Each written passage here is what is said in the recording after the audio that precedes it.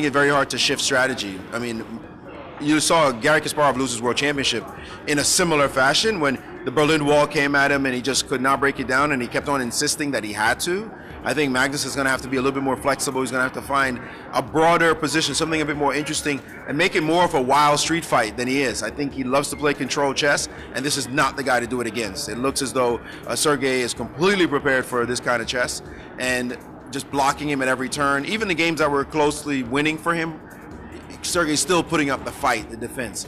So I don't know if Magnus is going to be able to change his stripes and play a wilder kind of position and hope that Sergey makes mistakes. He made, even the game he won, Sergey made big mistakes, but because it was crazy, and I think that's where he's going to have to find it. The last 24 hours,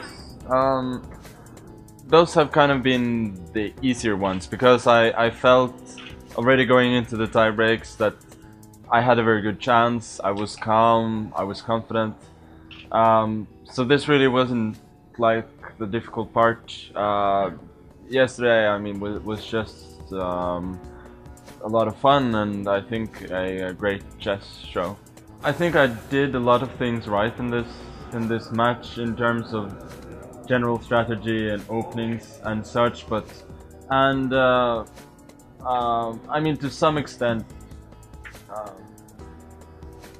my failures early in the match to win very good positions is, you know, a statistical coincidence. But when it happens over and over again, of course, there's something wrong. So usually I should have been up +1 or +2 early on, and then it's a whole different ball game. But yeah, when he managed to hold us positions early, I don't know, maybe I should have been more focused on that in my preparation to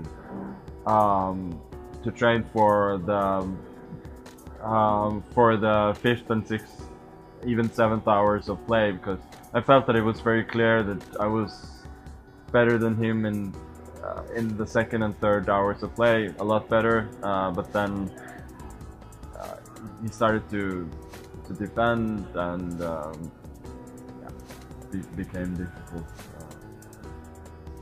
Yeah, I mean, in some games I made blunders that I don't usually make, but I don't think there was anything like too unusual. And game 8, well, both game 7 and 8 were really just awful. And in game 8 I made a gamble at some point which just didn't pay off. And, of course, the move I missed in the 5th game was a contributing factor to me playing, you know, playing poorly, making a blunder in that game. But I don't think it affected me later on. And as for game 8, okay. It's not my proudest moment, but I was just devastated. I couldn't sit there.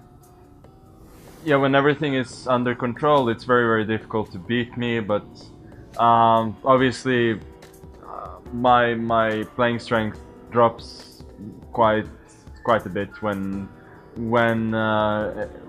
you know, everything is not going according to plan. So I think maybe I'll have to work on that more seriously in the future, since, I mean, it's very easy when things are going my way. I'm going from victory in one tournament to another, and the confidence is there, but when it's not there, things fall apart a bit. So it's something I'll have to think about and work on. In general, after game 10 when I won, I've slept very well, and it was a little bit more difficult to fall asleep yesterday since I was still very excited. Yeah, no, I mean, after the 8th game and the 9th game wasn't so easy, but after the 10th I've slept like a baby.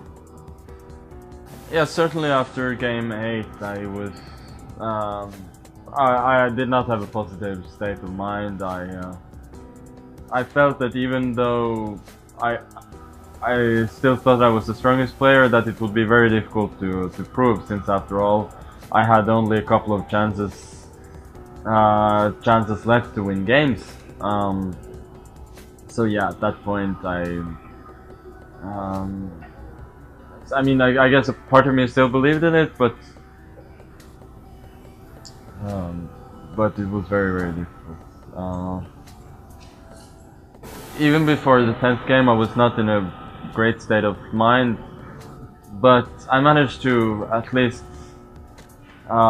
perform more or less sensibly in that game. Of course, at some point, yeah, I blundered. He could have forced a draw, and then was thinking like, not again. But then, so I was trying to debate at that point whether I was going to play this sort of position with two knights against the rook, but I felt that there were absolutely no chances there. So I thought, yeah, okay, now we go home. Now we go home, and now I'll have to win with black in the 11th game, and then okay, did something else in the game, starting new. It's been a fight throughout.